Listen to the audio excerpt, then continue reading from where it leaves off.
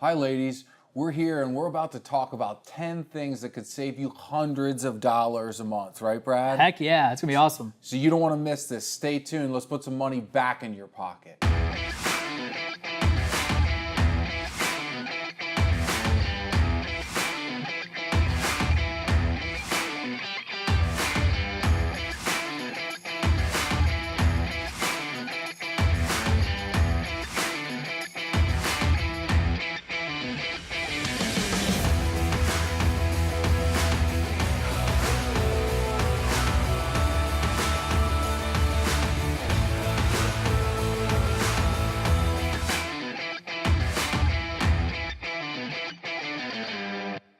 Let's do it. So we have an awesome show today for you ladies. We're going to be talking about 10 things and 10 areas of your daily life, of your day-to-day life, that could be putting hundreds of dollars back into your pocket. We're going to break them down. We're going to talk about where people slip up, where they have this hidden money in their budget or in their life.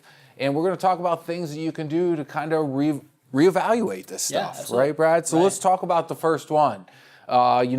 One of our favorite pieces of technology. Cell phones. Right. Right? Yeah, and like Chris said, these are going to be the common things that we see in budgets. And cell phones is unquestionable when it comes to your plan, when it comes to the type of cell phone that you have. I find way too many people who are living paycheck to paycheck, who don't have an emergency fund, but yet they have a $900 or $1,000 cell phone. And they are constantly renewing that plan and upgrading to the next phone. And this is stuff that is nickel and diming your budget. Anytime, you get these cell phone plans, they may say that you're getting that phone for free, but in all likelihood, you may not be. And if you do buy that phone outright, you're paying anywhere between $20, $35, $40 a month in payments to own that phone. So how do we change this? Well, first, if you have that plan, I encourage you to pay that thing off, all right? But then keep your phone for a while. All right, take care of it. I have a phone, Apple phone, that I've had for almost 4 years. Is it the latest and greatest edition? Absolutely not, but it still does everything that I need it to do, and it saves me a tremendous amount of money in putting money into something that eventually is going to go down in value. Because remember, right, we want to take our money and put it into things that increase in value. And the last time I checked, when you buy a cell phone, you don't sell it at a profit typically, right? No, and especially not the way some of us treat our phones. Yeah, absolutely. Right. So, and this is a great thing to talk about, Brad. There's two different things. There's the phone itself, which most of us are paying monthly on, right? And there's the plan as well, right? So we want, when we talk to people a lot of times, to say, I'm having trouble making my car payment this month. I'm having trouble making my mortgage payment this month. But no one has a problem, it seems, making their cell phone payment, but we're not evaluating how much money is really going into that. Absolutely, right? Yeah, things to look for, especially when it comes to those plans, are insurances. Mm-hmm. The insurance plans, I know they may seem attractive because you are spending that much money on your phone. I get it, but at the end of the day, if you need insurance on your phone, that means, and you don't have cash to replace that phone if something happens, that means you're buying a phone that's probably outside of your budget. You need to probably buy a phone that's going to be within your budget that you can pay cash for if something happens to it. Yep. The other option too, and we were talking about this is especially great if you have a family or you've got a group of people though, is, these people that you buy your cell phone plans from, they are salespeople. They make money on the services and plans that they sell. And what might seem like a good idea the day that you buy that phone may not necessarily be good for you 6 months from now. So go out there, call your service provider and ask them, hey, what am I actually using? And is there any way that I can reduce or decrease my plan? And I've had a lot of success with this myself, and so have some Roots Personal Finance members that have gone through our program. Yeah, and children is an important thing to talk about too, Brad, because we talk about the term phone-age children. Now, I know that age keeps getting younger and younger, right? But when we're planning on maybe for the first time getting our child that cell phone because we want them to stay in contact with us, probably not a good idea is to walk into the store without a plan. Right, absolutely. Because they're going to pick out the most expensive thing. You're going to have some problems on your hands. Yeah. You sit down and do some research and look at the different providers, look at the different options first, and pick one that's within your budget, right? You're within your family's budget. Yeah, absolutely. Right? And the other option too is if you're looking for phones, there's nothing wrong with buying used, good quality phones or electronics. I've bought a used MacBook before. I've bought old use cell phones that are in still good working condition. You're not going to have the latest and greatest, but you're going to save a tremendous amount of money, and you're not going to take on that depreciation of that phone. That's a really great point. It's crazy that we got to talk about depreciation in cell phones, though, isn't it? Wow. Hey, I mean, they're mini computers in your pocket. Exactly, right. It's crazy. So next, let's talk about the next subject. And this is another one that's very near and dear to many people's hearts. Yeah. And that is television. Yeah. Right? And some people might hate me for this one. But, if you, again, are struggling with your monthly bills, and it's not uncommon for me to see people come through and, they send me their information, their budget forms and their debt snowball forms, things that we use to kind of evaluate people's finances. And it's not uncommon for me to see people hurting, but then they also have a $200 or $300 television bill. And, crazy enough, and I used to be this way, so I understand it. I was a TV junkie at one time too, and I thought I needed that television. And I finally just said, enough is enough. I cut the cord, went to subscription-based options, which we can talk about here in just a little while, and it was a tremendous amount of savings for me. I mean, if you think about it, $200 or $300 a month, I mean, you're talking well over $2,000 a year that you're spending on those types of services. So, look at drastically reducing those things. The other key to this is it's not only the money you're going to get back, but it's the time that you're going to get back in your life as well. Yeah. Me and Chris were talking before we did this segment, and I said, the average person watches about 5.5 hours of live television a day. 5.5 hours, that's crazy. And if you add in social media and all that stuff, we won't talk about all that kind of stuff, but there's an immense amount of time that you're spending watching those shows. Now, I'm not saying you can't spend any time. I love sitting on Sundays and watching football too, just like a lot of other people do, but you also are going to get a lot of time back. And what can we do at that time, Chris?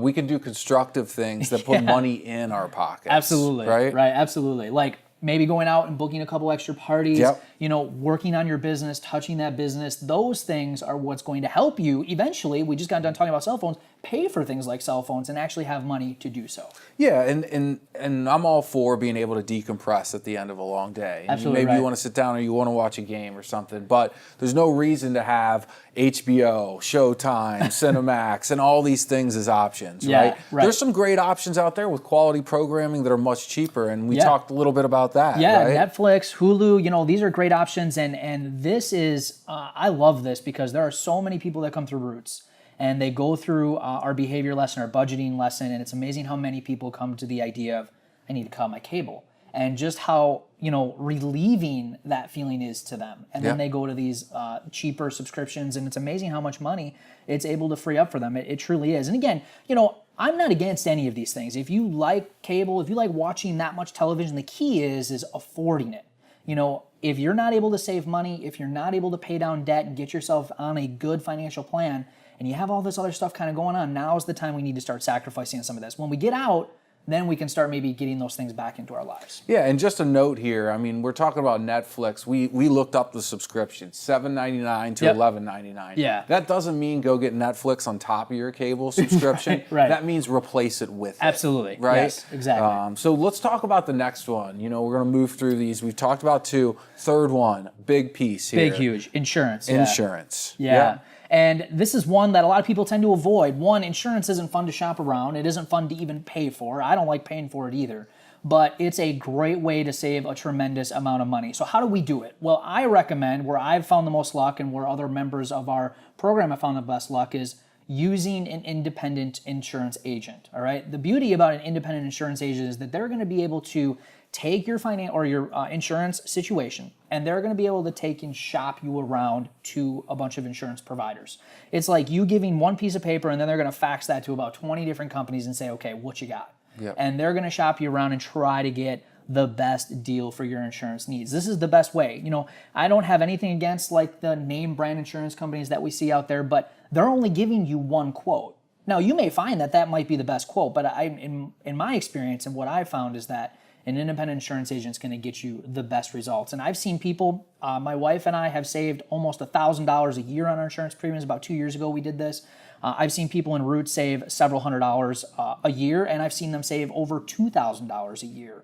So this is very valuable, and this can put a lot of money back in your pocket. Yeah, and there's reviews out there and places that you can go to see different, reviews of different insurance providers too. So, don't go into this blind and just take your insurance through anyone. But Absolutely. you want to get some referrals. You Yeah. want to have some other people that have had some quality experiences with this stuff. Absolutely. Second of all, we don't pay for these quotes. No, right? no, absolutely not. I mean, the key is, and I think you brought up a good point, is when you're looking for an independent insurance agent, or really anybody from a financial aspect, a real estate agent, whatever it might be, find someone who's going to teach you about this stuff and not just tell you all about it, right? That's the key is, this is what I need, and they're not going to sell you a bunch of products that you don't necessarily need. They're going to give you what you truly need. Someone that's going to teach you about all of this stuff. That's going to be the key. But yes, the quotes for sure. If you find someone that is trying to charge you for quotes and things, you got the wrong person. Yeah. Yeah, you need that shouldn't be happening out there at all. Yeah. And then the last piece I really think is making sure that you have the coverage, right? Yeah. We're not saying going out and strip your auto insurance down or your homeowner's insurance down to a point where a catastrophic emergency is going to put you, up a creek. Yeah, absolutely. Right? Yeah, you need to be properly insured. There is no question about it. We're not suggesting that by any means, but what you're going to find is that insurance companies are competitive. They want your business, and you also want to ask that independent insurance agent what the insurance company rating is. How do they rate on customer service? What's their service like? This was very important to me because in an event that something does happen, I don't want to left behind dry. I got a car that might be disabled because of a car accident and they don't get back to me for a couple days. I don't want anything like that. Yep. So don't always think cheaper is better. So make sure you just do your homework there as well. I like that. It's great advice, right? The next one, we've been through 3. Now we're going to talk about something that's becoming huge, and it's something that's going on all over the place, and that's really subscriptions, right? Companies that are getting you into some recurring situation, which we just need to figure out if that recurring situation we're actually getting used. Yeah, and that's the key right there. That's the key when it comes to subscriptions. And, there's only so much time in our day to use all of the stuff that we're getting. So, for instance, I'll find gym memberships, which I think is a great budget line item. You should have that on your line item. But the key is, are you using the gym membership? Yeah. Sometimes I'll see $10, which is really reasonable, and I'm not too worried about it. But then I'll see somewhere in times, $80, $90 for a gym membership. And then I'll ask the question, well, is it being used? And well, I went once last month. That's not enough to spend $80 or $90 a month. So if you haven't gotten yourself in the habit of going out to get regular exercise at that particular gym, then I suggest, getting in the habit, cut that cost for right now, get in the habit of just doing some regular activity, whether it be going for a walk, whatever it might be, but get yourself in that regular activity. And then when the money starts to loosen up, you can rejoin that gym. Yeah. The other subscriptions we talked about, we were kind of joking, the bark boxes for the pets, and now you have ones for kids. I was telling Chris, there's one out there for women and entrepreneurs that my wife's a part of now. I mean, they're all over the place. The Shave Club, and not that I have anything against any of these things. It's just when you are struggling to make ends meet month to month, these are the things that aren't necessarily considered necessity items. These aren't the things that are keeping you breathing, food in your body, and allowing you to work and make money. They're extra things that are helping you make your life comfortable. And right now, might not be the best time to do that. So you can cut some of these things and put some more money back in your pocket, allowing you to save and pay off debt. Yeah, and one of the big ones I know that I had in my life, Brad, was when you have a car, they give it to you with XM and Sirius radio. Oh yeah, right, yeah. And it's free for a certain period of time, and then the $9.99 or the $12.99 or the $15.99 charges start coming, right? And you're just accustomed to having that in your car, but it's not something that you need, and it doesn't look like big dollars on a monthly basis. Nope. But if you were to say, take 12 of those payments, that's the money you're spending on an annual basis, really looking at that stuff, right? That's the stuff that nickel and dimes you, And I'll tell you about that Sirius or XM radio. They have just as many commercials on there as they do on the real radio now they do. anyway. They right? do. But did you know this? This is just a little tip. For any of these types of service, these subscriptions, like anything, like Netflix or anything, you can try to call them and say, hey, look, I'm getting ready to cancel. They may extend some of those free months too. Yeah. So that's a way you can actually try to see if you can get some more out of those services. You can definitely look into some of those things. That's absolutely true. That's great. So the next one, now we're going to hit another very sore point with some people here on this one, Brad, and that's eating out, right? Going out to restaurants. Yeah, by far the biggest budget buster that we come across as financial coaches and in Roots Personal Finance. And the reason for that is because, literally food is everywhere everywhere you go now. I mean, I flew here today to get down here to do the show, and you can buy food in the airport, you can get food on the airplane, you can get food in the next airport, on your way with your Uber, they can do stops to get food. I mean, there's just food everywhere that you can buy, and if you're not planning properly, that emotion takes over, you get hungry, and you start to make choices that affect your budget, right? And that's the biggest thing when it comes to reducing your out-to-eat costs. And some people that come to me, it's fairly reasonable, and then there are others, honestly, I've seen people spend well over $1,500 a month on going out to eat. I mean, wow. It's happening out there. And I'll ask them, I say, what's the reason? And it isn't because they just love the food that they're going out there for. Usually the reason is we're just really poor planners. We just got way too much stuff going on. We just don't have time to meal plan. My schedule is busy. I'm working a couple jobs, whatever it might be. So those are times where you need to really start auditing your life, because the life you're living is costing you a lot of extra money that you shouldn't be spending. So what are some things that you can start getting rid of that's going to reduce a lot of those expenses, including, eating out is huge. Yeah, and we talk about this, and we're going to talk about planning a little bit later, but maybe we start out by, hey, I'm going to plan out 2 meals a week. Absolutely. Right? Yeah. Start small, right? Absolutely, and we yes. talk about that in all aspects of personal Yes. finance, but here especially, start small. Say, every Monday and Wednesday, I'm going to prepare a meal for myself or the family, and it's going to be at home, it's going to be grocery store bought, and that's how we're going to go. And then Yes. at least you're starting to get yourself into that cycle of not spending that amount of money on going out. Exactly. Right. Yeah. Start. Yeah. 2 to 3 a week is great. When you do your meal planning, plan to make a little extra. Leftovers are awesome. Whether you take them to lunch the next day, whatever it might be, but you need to start diving into this a little bit, because the amount of money that people are spending on going out to eat right now is eating up the opportunity to pay off debt and save some money. Yep. All right, next one, Brad. Another one that's going to be, something that a lot of people are going to be worried about us talking about, taking away the coffee. Yeah, we better duck on this one. Right? Yeah. Oh, yeah. I think, above going out to eat, this is a real challenge for a lot of people. And it's not necessarily just the Starbucks or the Dunkin' Donuts. There's people that enjoy, the McDonald's, or if you're up in Canada, it's the Tim Hortons, but it's always this high priced coffee. And it's amazing how addicted we've become to this and how much money is literally going out. I tried to do some research on this to try to find some statistical data that shows how much money people are spending, and I can't find a true study that's been done just yet. But if I base it off of what I've been finding from some of our Roots Personal Finance members, it's not uncommon to see, $50 to $100, sometimes even more, being spent on high-priced coffee every single month. So this is an easy way to reduce those expenses. And again, I'm not saying you can't have it. I'm just saying maybe it's time to evaluate how much you're spending on it. So a good idea might be to start evaluating your spending just by writing it down. Keep all your receipts for the month, continue to go do what you do normally, and then what I want you to do at the end of the month is just add it all up. How much did you spend on coffee, and how much did you spend on any treats that you got at the coffee place? And then look at it at the end of the month, and I think you're going to be very, very, very surprised. And I actually did this when I was working full-time before I became a financial coach. I did this for one of my employees when I was a sales manager, and I said, just add up all the money you're spending on going out to eat, and I'll just give me the receipts and I'll add them all up. And at the end of the month, I told him what they were, and it blew him away.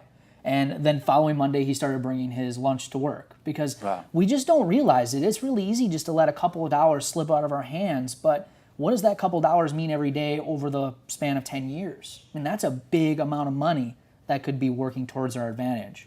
Again, here, and I know that some people really love their coffee. Oh, yeah. We're not saying quit cold turkey here. No. Right? We're saying, hey, maybe you set aside 1 or 2 days again where, on Monday and Thursday, I'm going to make a pot of coffee and I'm going to drink I'm going to drink Folgers. This stuff is not bad. No, I love it. It's not that, and I do the same thing. Yeah. And it's as much as you pretty much want for a very low price, right? Extremely low, yeah. But now at least maybe you're cutting into $10 to $15 a week out of that spend. Yeah. Right? And that's a huge amount of money. And then start seeing that add up, and maybe, you can get a little bit further into that coffee expenditure. Yeah, and we challenge people in Roots to do this all the time, and it's amazing to see their success. I just had Mindy comment the other day. She was a big coffee person, just like what we're talking about, and she's like, used to go to Starbucks all the time, or it's either Starbucks or Dunkin' Donuts, and she's like, now I'm limiting myself to only once a month or once every 6 weeks.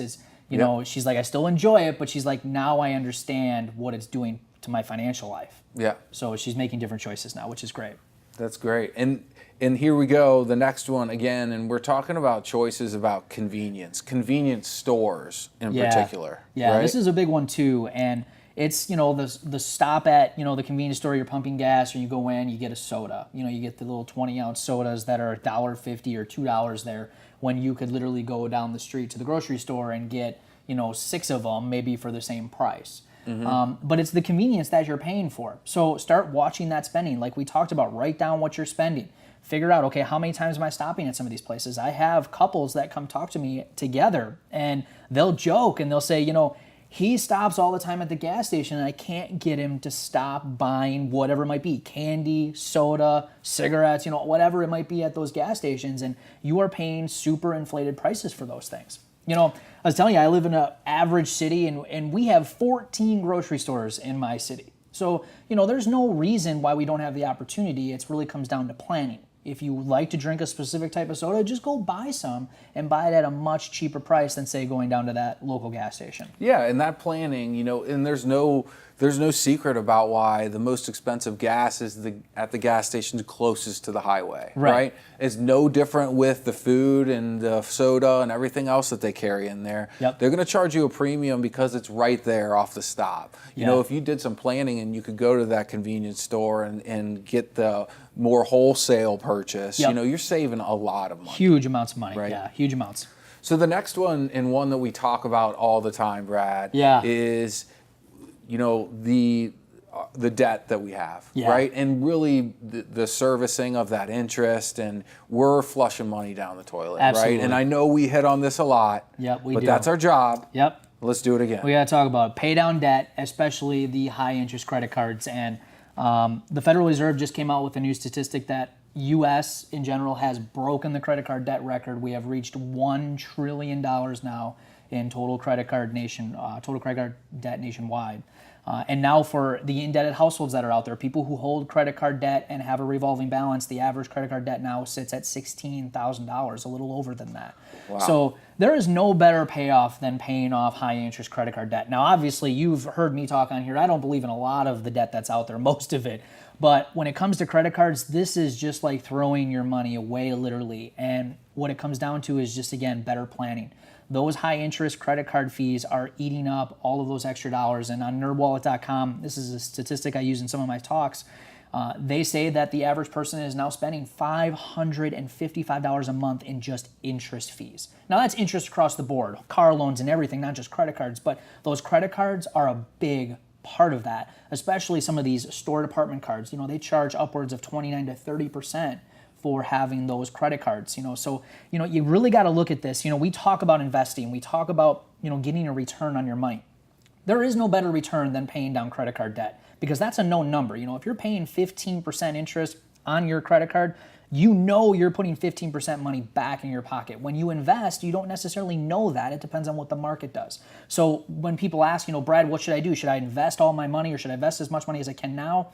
No, if you have credit card debt, that's what you need to pay off first. Get rid of that stuff, and then we can start looking at retirement. Yeah, because that interest is guaranteed funds coming out of your savings. Absolutely. Do you want to pay that money to the credit card company, or do you want it in your savings account? Yeah, right. Working for you, right? Yep. Yep. That needs to be the mindset. The next one, again, we're going to talk about, and this is a little bit different, but really the grocery shopping, right?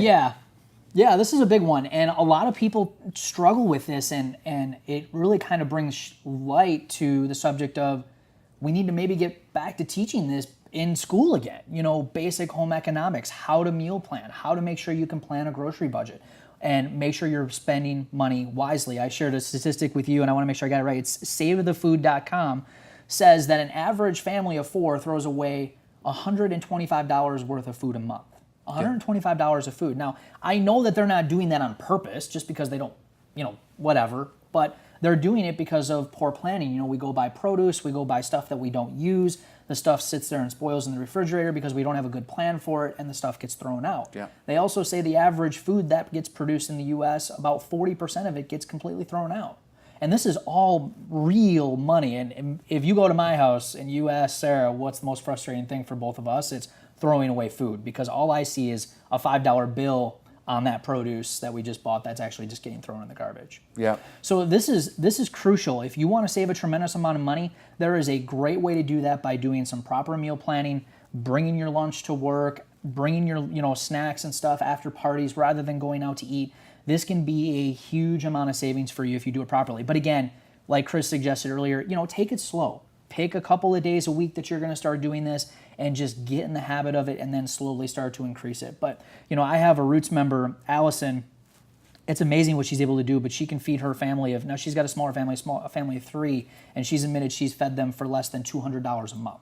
Yeah. Because she's so good at couponing and meal planning and putting all this stuff together. And some people might say, well, yeah, what is she feeding them? Just Hamburger Helper? And no, she's not. She's actually on a very specific diet that requires her to eat real food, and she does it the right way. So it's possible.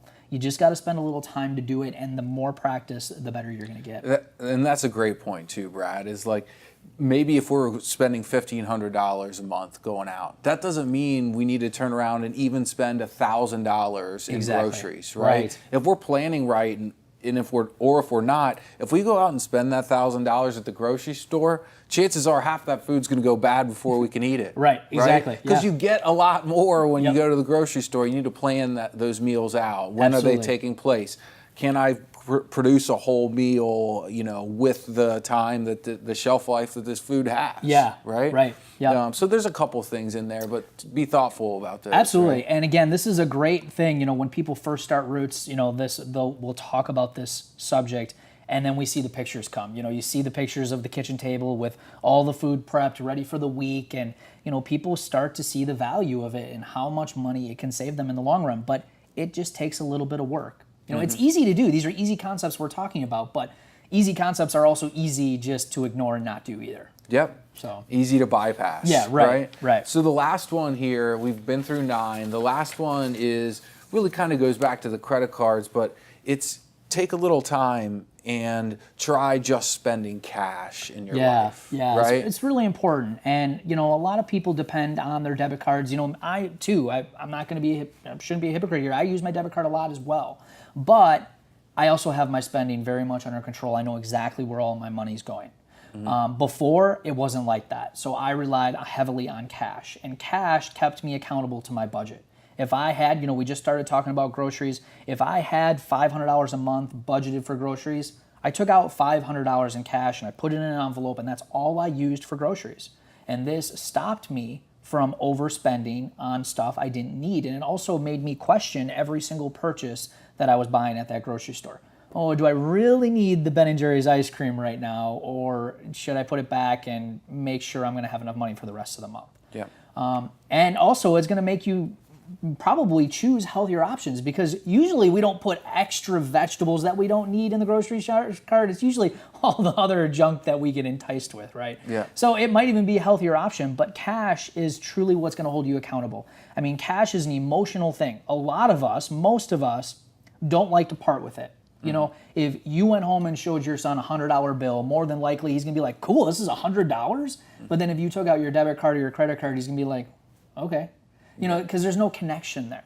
And we still carry that as adults. We have a connection with money, and most of us don't like to part with a $100 bill. We're going to be a lot more probably conscious about what we're putting that money towards than, say, just swiping a card. Yeah. And when that cash is in your hand, you're thinking about the choices. Yeah, absolutely, yeah. Right? When you have that unlimited swiper credit card that, doesn't matter what goes on here, I'll worry about it a month or 2 months down the road. Right. The choice, the behavior, the thoughtfulness about those choices in our lives kind of slips away. It absolutely does, right? Yeah. And we openly admit to this. A lot of people ask, Brad, or I'll tell them, I know a lot about this stuff, but I'm human just like everybody else.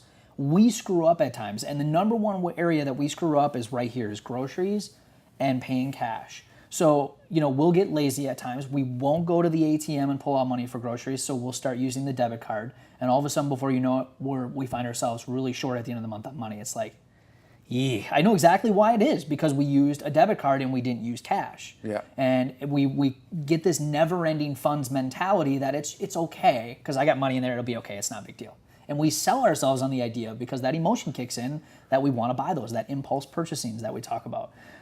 So yeah, using cash can be a huge game changer in a lot of ways, and not just when it comes to groceries, but just really about any area of your life. Now, I do want to say this because when I do talk about this topic, people say, "Well, should I be paying cash for my electric bill?" No. So your regular bills that come out of your checking account, if you have auto withdrawal or whatever it might be, or say you write a check, or say you call and pay with your debit card, or you go online and pay with your debit card. Those things are okay. I want you to continue doing these. We're talking about the extra other expenses that you have. Your going out to eat fund, your restaurant fund, stuff that you would normally carry cash for. Mm-hmm. Things that are more like daily choices you're making. Exactly. Right? Yep. And that's great advice, Brad. So we've been through 10 of these items, right? Yeah. And we know we always talk about this, start small. We're not going to ask you to go out there and look at all 10 of these tonight or even tomorrow. But maybe pick one or two and say, is there a place that really stands out to me in one of these areas where maybe I haven't looked at my insurance in 5 months or 6 months or a year or 3 years, right? Yep. Or maybe with the going out to eat, maybe I am going to take the time this month and I'm going to add up those receipts. Or with the coffee, right? But pick one or two things or three and just get in and get after it, right? Yeah. And start small and stay with it. We're here for you. Thanks for joining us. Chris and Brad, Smart Money. Stay tuned, and we'll see you next time.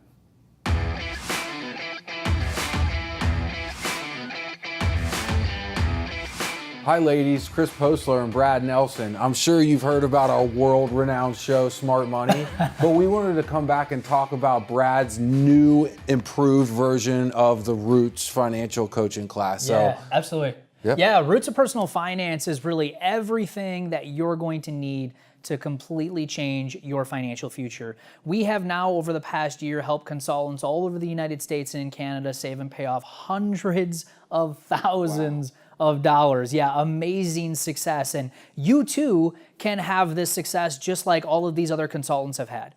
A lot of people struggle with money and debt, and that's not something that you need to be ashamed of, but it's something that you need to realize that, it's time to get this stuff under control so that you can have a successful future and enjoy what you do for a living. So Roots of Personal Finance is going to walk you through everything that you need to know. We're going to talk about things like behavior, budgeting, saving, eliminating debt, insurance. Not only that, but you get the Roots community, which is a community of all of our members that are encouraging and helping each other along the way. These have been people that have walked in the steps, they've signed up for the course for the first time, and now they're going to be there to help and support you along your journey. You are not alone in this. This is like a group of like-minded people all working towards a common goal to fix their finances. We also have group live coaching calls every single week, not only for general topics about personal finance, but we also have topics about pure romance as well. We have one monthly live meetup that we do where consultants can come and bring their business finances and we can talk about them.